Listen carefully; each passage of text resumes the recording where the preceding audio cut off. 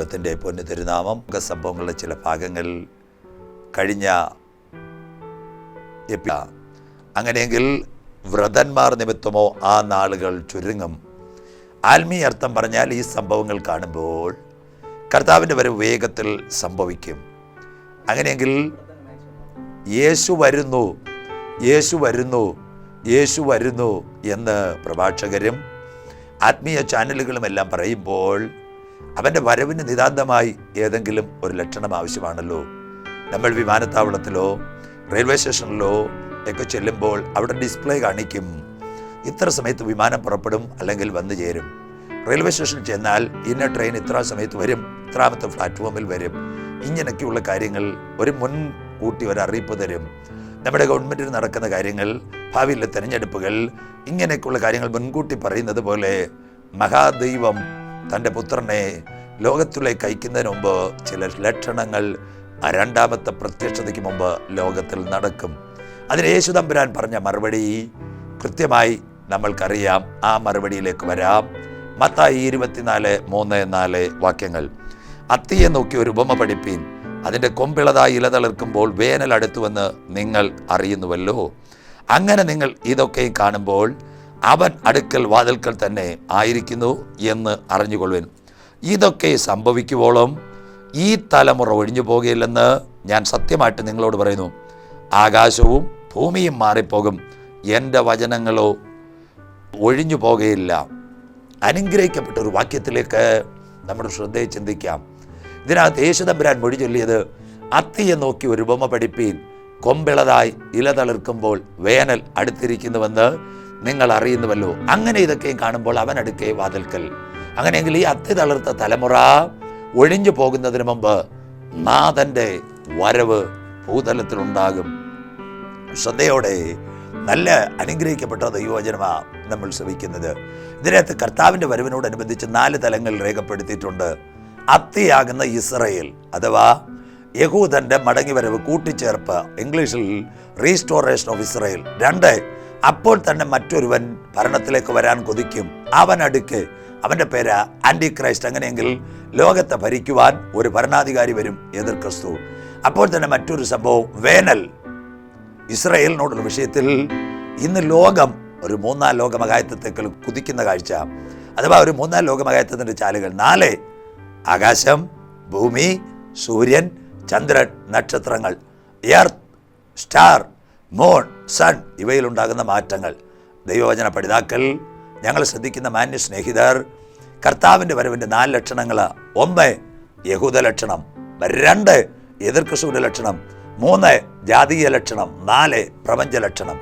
ഈ 4 ലക്ഷണങ്ങളാ തിരുവചനത്തിൽ രേഖപ്പെടുത്തിയിരിക്കുന്നത്. നാം ആയിരിക്കുന്നത് 2017. അങ്ങനെയെങ്കിൽ ശ്രദ്ധയോടെ ഇരിക്കണം. ഈ അത്തിയാകുന്ന ഇസ്രായേലിനെ പറ്റി 3 തലങ്ങൾ ബൈബിളിലുണ്ട്. 3 മരങ്ങളോട് യഹൂദന ദൈവം ഉപമിച്ചിട്ടുണ്ട്. 1 അത്തി. ഹോശയ്യ പ്രവചനം 9:10 രേഖപ്പെടുത്തിയിട്ടുണ്ട്. മരുഭൂമിയിൽ മുന്തിരിപ്പഴം പോലെ ഞാൻ ഇസ്രായേലിനെ കണ്ടിരുന്നു. തൊട്ട് പുറകെ എഴുതിയിരിക്കുന്നു, അത്തിവൃക്ഷത്തിന് തലക്കനി പോലെ നിന്റെ പിതാക്കന്മാരെ ഞാൻ മരുഭൂമിയിൽ കണ്ടു.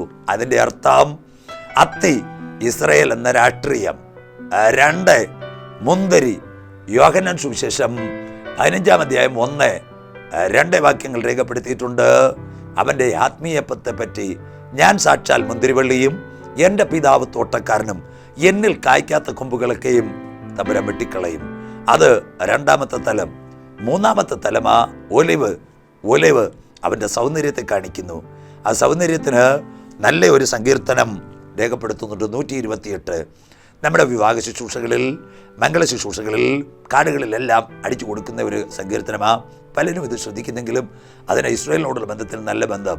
128 സങ്കീർത്തനം, യഹോവയെ ഭയപ്പെട്ട് അവൻ്റെ വഴികളിൽ നടക്കുന്ന ഏവനും ഭാഗ്യവാൻ. നിന്റെ അധ്വാനത്തിൻ്റെ ഫലം നിന്റെ വീട്ടിലെത്തും, നീ ഭാഗ്യവാൻ, നിനക്ക് നന്മ വരും. നിന്റെ ഭാര്യ ഫലപ്രദമായ മുന്തിരിവള്ളി പോലെയും നിന്റെ മക്കൾ മേശയ്ക്ക് ചുറ്റും ഒലിവ് തളികൾ പോലെയും ആയിരിക്കും. അത്തി രാഷ്ട്രീയം, മുന്തിരി ആത്മീയം, ഒലിവ് സൗന്ദര്യം. 3 മരങ്ങളോട് യഹൂദനെ ഉപമിച്ചിട്ടുണ്ട്. ഈ 2017 ഇസ്രായേലിനെ സമീപിച്ച് നിർണായകമായ 4 വാർഷികങ്ങളാണ് ഈ 2017. ആ 2017 4 വാർഷികങ്ങൾ ശ്രദ്ധയോടെ നിങ്ങൾ ശ്രവിക്കണം. ഇതിനകത്ത് ബൈബിളുണ്ട്, ചരിത്രമുണ്ട്. ഇനിയുള്ള പ്രഭാഷണങ്ങളെല്ലാം Bible related to history, Bible related to world, Bible related to science അഥവാ എസ്കറ്റോളജിയുടെ അന്ത്യകാല പ്രവചനങ്ങളും രാഷ്ട്രീയ തത്വങ്ങളും മുഴുവൻ അതിനകത്ത് വരും. അതിനകത്ത് 4 വാർഷികങ്ങൾ നിങ്ങൾക്ക് ഏവർക്കും അറിയാം. നമ്മുടെ ആദരണീയനായ പ്രധാനമന്ത്രി ഈ ദിവസങ്ങളിൽ ഇസ്രായേലിൽ പോയിരുന്നു. അങ്ങനെയെങ്കിൽ ഇത് ഇസ്രായേലിൻ്റെ 4 വാർഷികങ്ങൾ. 1-ാമത്തെ വാർഷികം ചിതറപ്പെട്ട ഇസ്രായേൽ മടങ്ങി വരുന്നതിന് വേണ്ടി 1897 ഓഗസ്റ്റ് മാസം 30-ാം തീയതി സ്വിറ്റ്സർലൻഡിലെ ബാസൽ എന്ന പട്ടണത്തിൽ സിയോൻ സമിതി എന്ന് പറയുന്ന ഒരു ചെറുപ്പക്കാരനാൽ ഉണ്ടാക്കപ്പെട്ട ഒരു പ്രാർത്ഥനാ ഗ്രൂപ്പിൻ്റെ 120-ാമത്തെ വാർഷികമാ. അതിനകത്ത് ആ ചെറുപ്പക്കാരുടെ പേര് തിയോഡർ ഹെർസൽ അഥവാ ഏറ്റവും വലിയ ജേർണലിസ്റ്റ് ആയിരിക്കുന്ന ചെറുപ്പക്കാരൻ. 120-ാമത്തെ വർഷം. അതെ, അതിന് അപ്പുറം 2-ാമത്തെ കാര്യം 1917 ബാൽഫോർഡിന്റെ വിളംബരം. 1-ാം ലോക മഹായുദ്ധത്തിൽ ചിതറിക്കിടക്കുന്ന യഹൂദനെ കൊണ്ടുവരുവാൻ വേണ്ടി അത്തിവർഷം കുഴിച്ചു വെക്കുന്ന മലയാളത്തിൽ പറയാവുന്ന സുന്ദരമായ കാഴ്ച 1917 നവംബർ 11 രാത്രി 11. ഇപ്പം 2017 100 വർഷം. 3-ാമത്തെ സംഭവം 1947 2-ാം ലോക മഹായുദ്ധത്തിന് ശേഷം പലസ്തീൻ്റെ കയ്യിൽ നിന്ന് ഇസ്രായേൽ രാജ്യത്തിനൊരു പ്രമേയം വരുന്നു. അത് 100-ാമത്തെ വർഷം. അടുത്തത് 70-ാമത്തെ വർഷം 1947 കഴിഞ്ഞു. 2017 70. ഇനി 4-ാമത്തെ സംഭവം 1967. അന്നാണ് ലോകത്തിലെ ഏറ്റവും വലിയൊരു ഭീകര യുദ്ധം ലോകം ഞെട്ടിയത്. അറബ് ഇസ്രായേൽ വാർ, 6 ദിന യുദ്ധം. സൗദി അറേബ്യയും ഈജിപ്തും ചേർന്ന്, നാസർ രാജാവൊക്കെ ചേർന്ന് ഇസ്രായേലിനെ ഭൂമിയിൽ നിന്ന് തുടച്ചു മാറ്റാൻ 1967 ഒരു യുദ്ധം നടത്തി. അറബ് ഇസ്രായേൽ വാർ. ആ 6 ദിന യുദ്ധത്തിൽ ഇസ്രായേൽ ജയിക്കുന്നു. അതിൻ്റെ 50-ാമത് വാർഷികമാണ് നടന്നത്. അങ്ങനെയെങ്കിൽ 2017 ഞങ്ങൾ ശ്രവിക്കുന്ന ദൃശ്യമാധ്യമത്തിൽ കൂടി ഞങ്ങൾ കാണുന്ന സഹോദരങ്ങളെ, ഇസ്രായേലിനോടനുബന്ധിച്ച് 4 വാർഷികങ്ങൾ.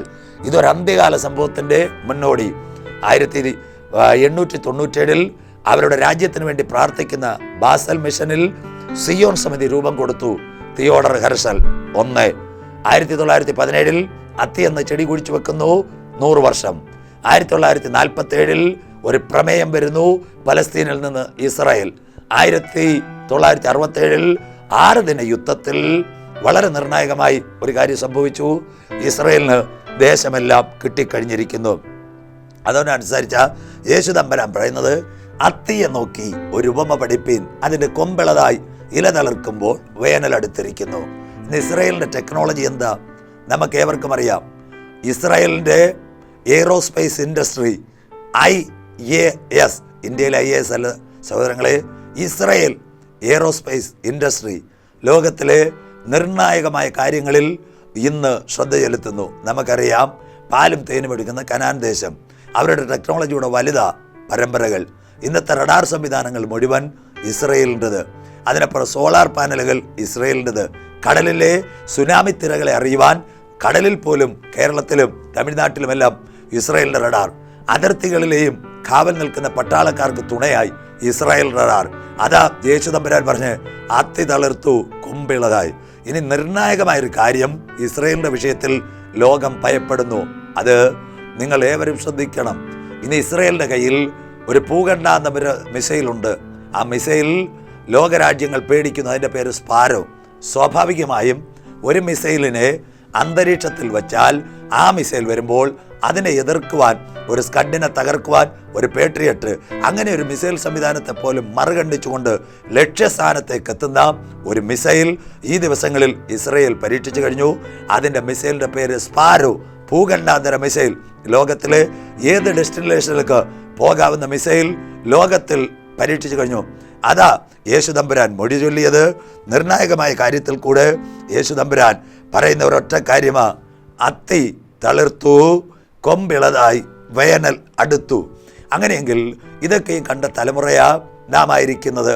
ഇനി ശ്രദ്ധയോടെ ഇരിക്കണം. നിർണായകമായ കാര്യങ്ങൾ ദൈവത്തിൻ്റെ തിരുവചനത്തിൽ കൂടി നാം കേൾക്കുമ്പോൾ ഈ തമ്പുരാൻ്റെ വരവ് എപ്പോഴെന്ന ഭാഗങ്ങൾ ഇതിനകത്തുണ്ട്. ഇനി നിങ്ങൾ മനസ്സിലാക്കേണ്ട ഒരു കാര്യം, ഇക്കഴിഞ്ഞ 2016 നവംബർ മാസത്തിൽ അമേരിക്കയിൽ ഒരു ഭയങ്കര തെരഞ്ഞെടുപ്പ് നടന്നു. നമ്മൾക്കറിയാം, 2 ടേം പ്രസിഡന്റായിരുന്ന ബരാക് ഒബാമയെ മാറ്റിക്കൊണ്ട് 2 പേർ മത്സരിച്ചു. ഒന്ന് നമ്മുടെ ഡൊണാൾഡ് ട്രംപും മറ്റൊന്ന് ഹിലാരി ക്ലിന്റണും. ലോക രാജ്യങ്ങൾ മുഴുവൻ ഞെട്ടിച്ച ഒരു തെരഞ്ഞെടുപ്പാ അമേരിക്കയുടെ തെരഞ്ഞെടുപ്പ്. ആ തെരഞ്ഞെടുപ്പിൽ പലരും വിധി എഴുതി ഹിലരി ക്ലിന്റൺ ജയിക്കും, ചിലർ വിധി എഴുതി ട്രംപ് ജയിക്കും. പക്ഷേ ട്രംപ് അന്ന് മാധ്യമങ്ങളോട് പറഞ്ഞൊരു കാര്യമുണ്ട്, ഞാൻ അധികാരത്തിൽ വരും. ഒന്ന് രണ്ട് കാര്യങ്ങൾ മനസ്സിലാക്കണം. ട്രംപിൻ്റെ മകളുടെ പേര് ഇവാഞ്ചലിൻ. ആ പെൺകുട്ടി ഈ ദിവസങ്ങളിൽ നമ്മുടെ കേന്ദ്രമന്ത്രിയായ സുഷമ സ്വരാജ് ഈ അമേരിക്ക സന്ദർശിച്ചപ്പോൾ നല്ല ഒരു സ്വീകരണം കൊടുത്തു. നല്ലൊരു കുട്ടിയാണെന്ന് ഇപ്പോൾ ലോകമാധ്യമങ്ങൾ പറയുന്നു. അവർ വിവാഹം കഴിച്ചത് ഒരു യഹൂദ ചെറുപ്പക്കാരനെയാണ്. അഥവാ യഹൂദ ബാക്ക്ഗ്രൗണ്ടിൽ വന്ന ഒരു ചെറുപ്പക്കാരൻ, ജാറേദ് കുഷ്ണർ, ട്രംപിൻ്റെ മരുമകൻ. ട്രംപിൻ്റെ വൈറ്റ് ഹൗസിനകത്ത് ഇന്ന് യഹൂദ ചെറുപ്പക്കാരന് ഒരു മുറി അനുവദിച്ചിരിക്കുന്നു. ഒരു അന്ത്യകാല സംഭവം അമേരിക്കയും ഇസ്രയേലും ഒരുക്കി വയ്ക്കുന്നു. തീർന്നില്ല, നമ്മുടെ ഇന്ത്യക്കാർക്കെല്ലാം അറിയാം, ഇന്ത്യൻ കമ്മ്യൂണിറ്റി മുഴുവൻ ട്രംപിന് വോട്ട് ചെയ്തു. ആ തെരഞ്ഞെടുപ്പിൽ അമേരിക്കയുടെ പ്രസിഡന്റായി ട്രംപ് അധികാരത്തിൽ വന്നു. ഹിലരി ക്ലിന്റൺ പരാജയപ്പെട്ടു. ഇനി ട്രംപ് അധികാരത്തിൽ വന്നെങ്കിൽ നിർണായകമായൊരു കാര്യങ്ങൾ, ലോക ചരിത്രത്തോടുള്ള ബന്ധത്തിൽ കാര്യങ്ങൾ നടക്കുന്നു. ആ ട്രംപ് വളരെ നല്ലൊരു ദൈവവിശ്വാസിയാണെന്ന് ഇന്ന് അമേരിക്ക പ്രതിപാദിക്കുന്നു. അപ്പോൾ തന്നെ ട്രംപ് വന്നപ്പോൾ നിങ്ങൾക്ക് ഏവർക്കും മനസ്സിലാകണം, അദ്ദേഹം സത്യപ്രതിജ്ഞയ്ക്ക് വേണ്ടി അമേരിക്കയിലെ വൈറ്റ് ഹൗസിലേക്ക് പോകുന്നു. ആ കാഴ്ച മാധ്യമങ്ങൾ മുഴുവൻ കാണിച്ചു. നല്ല കാഴ്ചയാണ്. അദ്ദേഹം കയ്യിൽ ഉയർത്തിപ്പിടിപ്പിച്ച ഒരു ബൈബിളുമായി പോയി.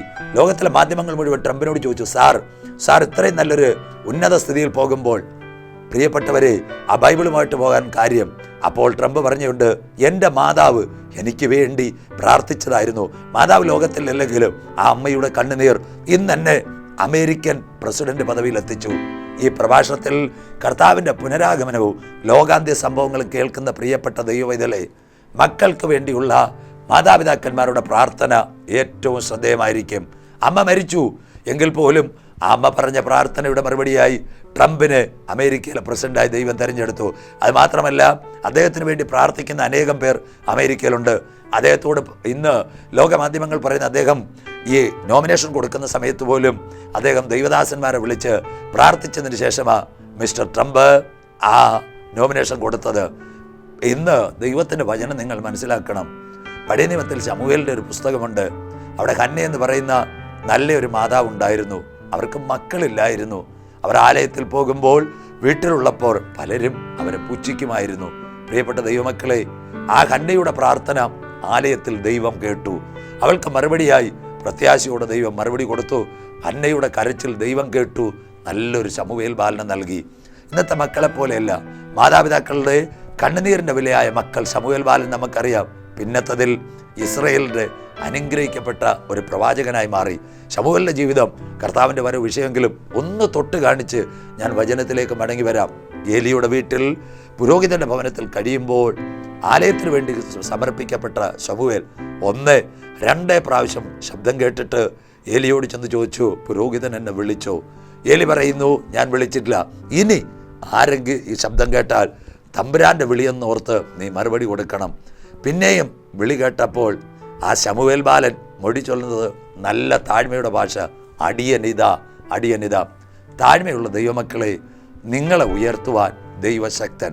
ദൈവസന്നിധിയിൽ താഴ്മയോടെ ഇരുന്ന് ആ വചനത്തെ ഉറച്ചാൽ തീർച്ചയായും ദൈവം നിങ്ങളെ ഉയർത്തും.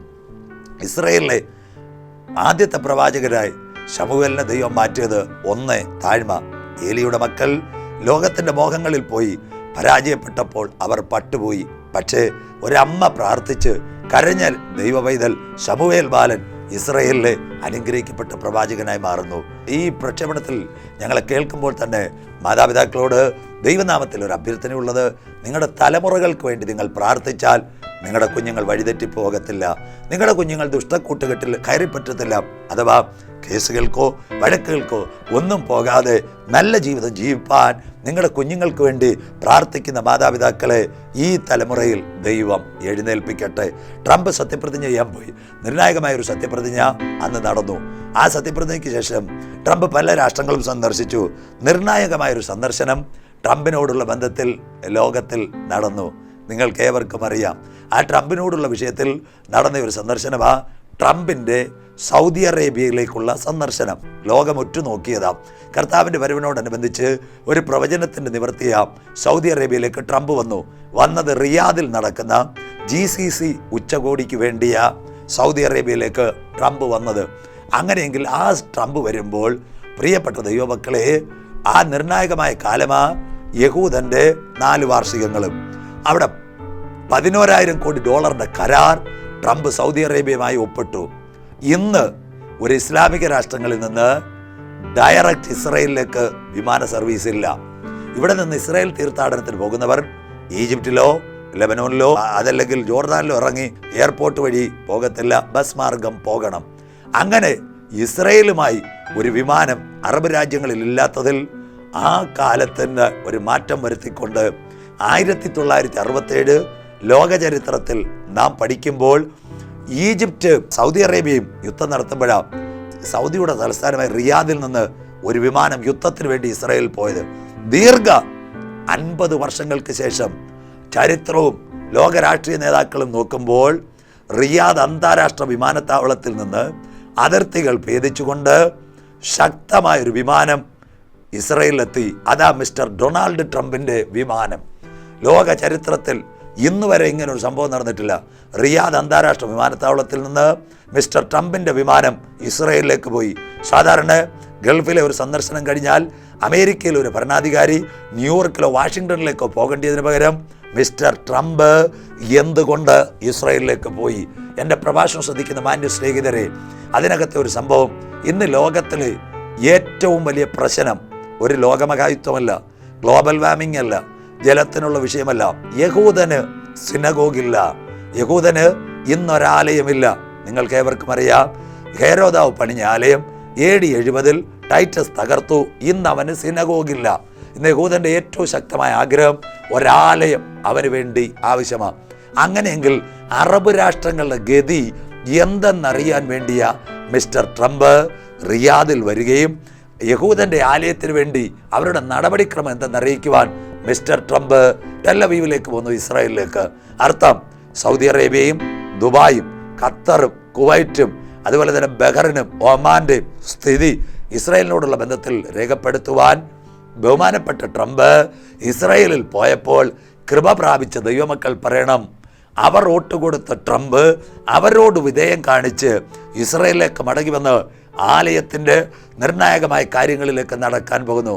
ഈ 2017 4 വാർഷികം നടക്കുമ്പോൾ ലോക ചരിത്രത്തെ മാറ്റിമറിച്ചു കഴിഞ്ഞ് ട്രംപ് പോയി. ഇത് താമസം വിന യഹൂദന് ലഭിക്കപ്പെടാൻ പോകുന്ന ഒരു ദൈവാലയത്തിന് തുടർച്ചയായി അറബ് രാജ്യങ്ങളുടെ സ്ഥിതി അറിയിപ്പാൻ ട്രംപ് പോയെങ്കിൽ വചനം നമ്മെ പഠിപ്പിക്കുന്നു, ഇത് സംഭവിച്ചു തുടങ്ങുമ്പോൾ നിങ്ങളുടെ വീണ്ടെടുപ്പ് അടുത്തിരിക്കുന്നത് കൊണ്ട് നിവർന്ന് തലകളെ ഉയർത്തുവീൻ. എൻ്റെ പ്രഭാഷണം ശ്രദ്ധിക്കുന്ന സഹോദരങ്ങളെ, കൂടപ്പരപ്പുകളെ, കാലം സമീപമായി, ദൈവരാജ്യം സമീപിച്ചു. മാനസാന്തരപ്പെട്ട് സുവിശേഷത്തിലേക്ക് വിശ്വസിക്കേണ്ട കാലം ലോകത്തിൽ ആസന്നമായി. ഇനി താമസം വിന യഹൂദന് നേരെ ഒരാക്രമണമോ അല്ലെങ്കിൽ ആലയമോ ഉണ്ടായാൽ അമേരിക്കയുടെ സപ്പോർട്ട് അവന് ലഭിക്കും. അങ്ങനെയെങ്കിൽ 2 ആലയം ലോകത്തിലില്ല. ഇസ്രായേലിനോടുള്ള ബന്ധത്തിൽ ഒന്നാമത്തെ ആലയം സമാഗമന കൂടാരം പോയി. ശലോമോന്റെ ആലയം നെബൂഖദ്നേസർ തകർത്തു. കോരശ് എന്ന രാജാവിനെ കൊണ്ട് എസ്രയും നെഹമ്യാവ് സെരുബാബേലും പണിഞ്ഞ ആലയം ഹെരോദാവിൻ്റെ ഒത്താശത്തോടെ പുതുക്കി പണിഞ്ഞത് AD 70 തകർക്കപ്പെട്ടു. ഇന്ന് യഹൂദന് സിനഗോഗില്ല. പക്ഷേ ഇന്നൊരാലയം ലോകത്തിലുണ്ട്. നമുക്കേവർക്കും അറിയാം, മാനവകുലത്തിൻ്റെ പാപത്തിൻ്റെ പരിഹാരത്തിന് വേണ്ടി ഉന്നത മഹിമാസനം വിട്ട് താഴേക്ക് വന്നു ജനിക്കപ്പെട്ട യേശു തമ്പുരാൻ 30-ാമത്തെ വയസ്സിൽ മിനിസ്ട്രി ആരംഭിച്ചു. 30-ാമത്തെ വയസ്സിൽ അവൻ്റെ മിനിസ്ട്രി 33.5 തിരുവയസ്സിൽ മാനവകുലത്തിൻ്റെ പാപത്തിന് പരിഹാരത്തിന് വേണ്ടി അവൻ പരമയാഗമായി തീർന്നു. തിരുവെഴുത്തിൻ പ്രകാരം അവൻ അടക്കപ്പെട്ടു. അവൻ ഉയർത്തെഴുന്നേറ്റു. 40 ദിവസം 500-ൽ പരം പേർക്ക് പ്രത്യക്ഷനായി. ഒലിവുമലയിൽ നെറുകയിൽ ശിഷ്യന്മാരെ കരം വെച്ച് പ്രാർത്ഥിക്കുമ്പോൾ ഒരു മേഘം താഴേക്ക് വന്ന് യേശു മേഘത്തട്ടുകളിൽ എടുക്കപ്പെട്ടു. പോകുന്നതിന് മുമ്പ് യേശു ഒരു കാര്യം പറഞ്ഞത് ഇതേ ഉള്ളൂ, വാഗ്ദത്തത്തിൻ്റെ ശക്തി പ്രാപിച്ചിട്ട് വേണം പട്ടണം വിട്ടുപോകാൻ. 40-ാം ദിവസം യേശു പോയി. അടുത്ത 10 ദിനങ്ങൾ സെഹിയോൻ മാളികമുറിയിൽ 120 പേർ കരഞ്ഞു പ്രാർത്ഥിച്ചു കൊണ്ടിരുന്നു. അന്നൊരു പ്രവചനത്തിൻ്റെ നിവർത്തി യേശു ജനിക്കുന്നതിന് 800-ൽ പരം വർഷങ്ങൾക്ക് മുമ്പ് പഴയ നിയമത്തിലെ ഒരു യോവേൽ പ്രവാചകൻ രേഖപ്പെടുത്തിയിട്ടുണ്ട്. അന്ത്യകാലം, അത് ഏറ്റവും നിർണായകമായ പ്രവചനം. അത് അന്ത്യകാലത്ത് സകല ജഡത്തിന്മേലും എൻ്റെ ആത്മാവിനെ പകരും. പുത്രന്മാരും പുത്രിമാരും പ്രവചിക്കും, യുവാക്കൾ ദർശനങ്ങളെ കാണും, വൃദ്ധന്മാർ സ്വപ്നങ്ങളെ കാണും. മേലാകാശത്തിലും കീഴഭൂമിയിലും അത്ഭുതങ്ങളും അടയാളങ്ങളും നടക്കും. തമ്പുരാന്റെ നാമം വിളിച്ചപേക്ഷിക്കുന്നവൻ രക്ഷിക്കപ്പെടും. ഇതാ പെന്തക്കോസ് പെരുന്നാളിൽ സെഹിയോൻ മാളികമുറിയിൽ ദൈവസഭ ആരംഭിക്കുന്നു. ആ ദൈവസഭയുടെ അടിസ്ഥാനം പരിശുദ്ധാത്മാവ്. അപ്പോസ്തല പ്രവൃത്തികൾ മുഴുവൻ അതിനെപ്പറ്റി വിശദമായി രേഖപ്പെടുത്തിയിട്ടുണ്ട്. പരിശുദ്ധാത്മാവ് അവരിലേക്ക് വരുന്നു, സഭ അവിടെ ആരംഭിക്കുന്നു. അങ്ങനെയെങ്കിൽ ഇന്ന് പകൽ ഞങ്ങളെ കേൾക്കുന്ന സഹോദരങ്ങളെ, സഭ ആരംഭിച്ചത് ദൈവത്തിൻ്റെ പരിശുദ്ധാത്മാവിൽ. സിനഡുകളിലല്ല, കമ്മിറ്റിയിലല്ല, ബൈബിൾ കോളേജിലല്ല, കോട്ടേഴ്സുകളിലല്ല. സഭ ആരംഭിച്ചത് total asset of the church is holy spirit. ദൈവത്തിൻ്റെ പരിശുദ്ധാത്മാവിൽ സഭ ആരംഭിച്ചു. അങ്ങനെയെങ്കിൽ ഇന്ന് യഹൂദൻ ഒരു സിനഗോഗില്ല. പക്ഷേ തമ്പുരാൻ പറഞ്ഞ വാഗ്ദത്തം, ഞാൻ എൻ്റെ സഭയെ ഈ പാറമേൽ പണിയും, പാതാള ഗോപുരങ്ങൾ അതിനെ ജയിക്കുകയില്ല. അങ്ങനെയെങ്കിൽ പെന്തക്കോസ് പെരുന്നാളിൽ സഭ പണിഞ്ഞു. ഇന്നൊരു സഭയുണ്ട്.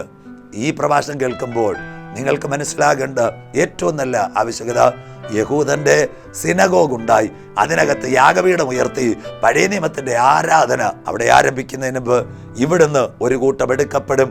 അതിൻ്റെ പേരാ മണവാട്ടി സഭ. അതുകൊണ്ട് എഫേസ്യ ലേഖനം 4:30 രേഖപ്പെടുത്തുന്നു, ദൈവത്തിൻ്റെ പരിശുദ്ധാത്മാവിനെ നിങ്ങൾ ദുഃഖിപ്പിക്കരുത്, അവനാലല്ലോ നിങ്ങളുടെ വീണ്ടെടുപ്പ് നാളിനായി മുദ്രയിട്ടിരിക്കുന്നത്. സംഭവങ്ങൾ പറയുന്നു, ആസന്ന ഭാവിയിൽ ഒരു 3-ാം ലോകമഹായുദ്ധം നടക്കും. അപ്പോൾ തന്നെ യഹൂദൻ ഒരാലയം കിട്ടും. അതാ യേശു തമ്പുരാൻ മൊഴി ചൊല്ലിയത്, അത്തിയെ നോക്കി ഒരു ഉപമ പഠിപ്പി, കൊമ്പിളത ഇല തളിർക്കുമ്പോൾ വേനൽ അടുത്തിരിക്കുന്നുവെന്ന് നിങ്ങൾ അറിയുന്നുവല്ലോ. അങ്ങനെ നിങ്ങൾ ഇതൊക്കെയും കാണുമ്പോൾ അവനടുക്കെ വാതിൽക്കലായിരിക്കുന്നു. കുഞ്ഞെ, ഇതെല്ലാം കാണുന്ന തലമുറ മരണം വഴിയായി ഒഴിഞ്ഞു പോകുകയില്ല. അങ്ങനെയെങ്കിൽ എൻ്റെ പ്രഭാഷണം ശ്രദ്ധിക്കുന്ന പ്രിയപ്പെട്ടവരെ, മിസ്റ്റർ ട്രംപിൻ്റെ വിമാനം റിയാദിൽ നിന്ന് ഇസ്രയേലിലേക്ക് പോയി. തീർന്നില്ല. ആ നിർണായകമായ സമയങ്ങളെല്ലാം അവൻ്റെ ഒരു സിനഗോഗിന് വേണ്ടി ചർച്ച നടക്കുമ്പോൾ ആ സിനഗോഗ് ഉയരുന്നതിന് മുമ്പ് ഇവിടെ നിന്ന് സഭയ മണവാട്ടി എടുക്കപ്പെടും. അങ്ങനെയെങ്കിൽ ഇതെല്ലാം കാണുമ്പോൾ എല്ലാവരും ദൈവസന്നിധിയിൽ ഒരു തീരുമാനമെടുക്കണം. തമ്പുരാന്റെ വരവ് ഈ തലമുറയിൽ നടക്കും. അത്യതളർത്ത തലമുറയിൽ. ഇസ്രയേലിൻ്റെ 70 വാർഷികങ്ങളിൽ മിസ്റ്റർ ട്രംപ് റിയാദിൽ നിന്ന് ടെല്ലവീവിൽ പോയി ഈ ഗൾഫ് രാജ്യങ്ങളുടെ ആലയത്തോടുള്ള മനസ്ഥിതി അറിയിച്ചെങ്കിൽ അതിൻ്റെ പിൻപിൽ യഹൂദന്റെ ഒരു സിനഗോഗിന് വേണ്ടി വഴിയൊരുങ്ങുന്നു. എന്നാൽ ആ സിനഗോഗ് പണിയുന്നതിന് മുമ്പ് യാഗം കഴിച്ച് തന്നോട് നിയമം ചെയ്ത തൻ്റെ ഭക്തന്മാരെ കൂട്ടുവാൻ ഈ തലമുറയിൽ എൻ്റെ പ്രാണപ്രിയൻ വരും. ഈ പ്രഭാഷണം കേട്ടുകൊണ്ടിരിക്കുന്ന പ്രിയപ്പെട്ടവരെ, വളരെ സന്തോഷത്തോട് നിങ്ങൾ മനസ്സിലാക്കണം, അക്കമിട്ട ഈ പ്രഭാഷണങ്ങൾ തമ്പുരാന്റെ വരവിന് വേണ്ടി നിങ്ങളെ തന്നെ ഒരുക്കപ്പെട്ട് നിലയാത്ത നാഴികയിൽ മനുഷ്യപുത്രൻ വെളിപ്പെടും. ആ നാളുകളെല്ലാം ചുരുങ്ങാൻ കാലമായി. ഇനി കാലം അധികമില്ല. കാന്തൻ മധ്യാകാശത്തിൽ വരും. സംഭവങ്ങളുടെ തുടർ പരമ്പരകൾ നിങ്ങൾ ശ്രദ്ധിക്കുമ്പോൾ, കൂടുതൽ കാണുമ്പോൾ ഈ കേട്ട വചനത്തിന് മുൻപിൽ നിങ്ങളെ തന്നെ ഒന്ന് സമർപ്പിക്കാം. ഞാൻ ഈ പഴയ നിയമഭാഗം എടുത്തതുപോലെ ശമൂവേലിനെ പറ്റി ഭാരമുള്ളൊരമ്മ അവന് വേണ്ടി മുട്ടുമടക്കി. അവർക്കറിഞ്ഞതുകൊണ്ട് അനുഗ്രഹിക്കപ്പെട്ടൊരു പ്രവാചകനായി ശമൂവേൽ മാറി. ഇസ്രായേലിൻ്റെ 1-ാമത്തെ രാജാവായി ശൗലിനെ അഭിഷേകം ചെയ്യാൻ ദൈവം കൃപ കൊടുത്തു. 2-ാമത്തെ രാജാവായി ദാവീദിനെ അഭിഷേകം ചെയ്യാനും ശമൂവേലിന് കൃപ കൊടുത്തു. അങ്ങനെയെങ്കിൽ ആ കൃപ അവന് ലഭിച്ചു. ഒരു മാതാവിൻ്റെ പ്രാർത്ഥന മുഖാന്തരം ശമൂവേൽ അനുഗ്രഹിക്കപ്പെട്ട പ്രവാചകനായി.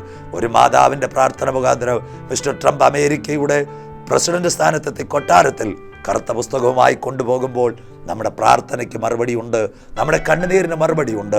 നമ്മുടെ ആവശ്യഭാരങ്ങളെ അറിയുന്ന ഒരു ദൈവം നമ്മളെ സഹായിക്കട്ടെ. കണ്ണുകൾ മൂടാം. സ്വർഗീയ പിതാവേ, ഈ പ്രഭാഷണം ശ്രദ്ധിക്കുന്ന എല്ലാ മക്കളെയും തത്സമയം ദൈവം അനുഗ്രഹിക്കണമേ. ഒരാവശ്യഭാരത്തോടെ ദൈവസന്നിധിയിലായിരിക്കുന്നെങ്കിൽ മഹാദൈവത്തിൻ്റെ കരം അവരെ ടച്ച് ചെയ്യുന്ന സമയമായി മാറട്ടെ. കർത്താവേ, രോഗങ്ങളെല്ലാം യേശുവിൻ്റെ നാമത്തിൽ മാറിപ്പോകട്ടെ. 12 വർഷം രക്തസ്രാവക്കാരിയുടെ രോഗത്തെ അവൻ്റെ ശക്തിയാൽ അത് മാറിപ്പോയെങ്കിൽ ദൈവവചനത്തിൻ്റെ മാസ്മരിക ശക്തിയാൽ ഇന്ന് പകൽക്കാലം ക്യാൻസർ രോഗികൾ സൗഖ്യമാകട്ടെ. വിവിധ തരത്തിൽ രോഗത്തിലായിരിക്കുന്ന കുഞ്ഞുങ്ങളെ ദൈവം വിടുവിക്കണമേ. സാമ്പത്തിക ക്ലേശം, കടഭാരം, ദുഃഖങ്ങളിലായിരിക്കുന്നവർ ഈ വചനത്താൽ അനുഗ്രഹിക്കപ്പെടട്ടെ. തലമുറകൾക്ക് വേണ്ടി ഞങ്ങൾ പ്രത്യേകം പ്രാർത്ഥിക്കുന്നു. ശമൂവേൽ ബാലിന് വേണ്ടി അനുഗ്രഹിക്കപ്പെട്ട കാര്യങ്ങൾ ചെയ്ത മഹാദൈവം ഈ പ്രിയപ്പെട്ട തലമുറകളെല്ലാം മാനിക്കണമേ. ഈ വചനം കേൾക്കുന്ന മാതാപിതാക്കളുടെ കുഞ്ഞുങ്ങളെല്ലാം ദൈവത്തിൻ്റെ വചനത്താൽ അനുഗ്രഹിക്കപ്പെടട്ടെ. നല്ല ഭാവി അവർക്കുണ്ടാകുവാൻ, ഉന്നത സ്ഥലങ്ങളിൽ കറുത്ത പുസ്തകമായി നിൽപ്പാൻ അവരുടെ തലമുറകളെ ദൈവം മാനിക്കണമേ. പിതാവിൻ്റെയും പുത്രൻ്റെയും പരിശുദ്ധാത്മാവിൻ്റെയും നാമത്തിൽ ഈ സന്ദേശം ശ്രവിച്ച എല്ലാവരെയും സ്വർഗം അനുഗ്രഹിക്കട്ടെ. അനുഗ്രഹിച്ച് ഈ അടിയൻ പ്രാർത്ഥിക്കുന്നു. അടുത്ത ദിനങ്ങളിൽ വീണ്ടും എപ്പിസോഡുകൾ നാം ഒരുമിക്കുന്നത് വരെ അത്യുന്നതനായ ദൈവം നമ്മെ മറച്ചു കാക്കട്ടെ. പ്രാർത്ഥന മാനിക്കണം. മുഴുമകത്വം അങ്ങയ്ക്ക് യേശു ക്രിസ്തുവിൻ ധന്യനാമത്തിൽ തന്നെ. ആമേൻ. Thank you. God bless you. ദൈവം നിങ്ങളെ അനുഗ്രഹിക്കട്ടെ.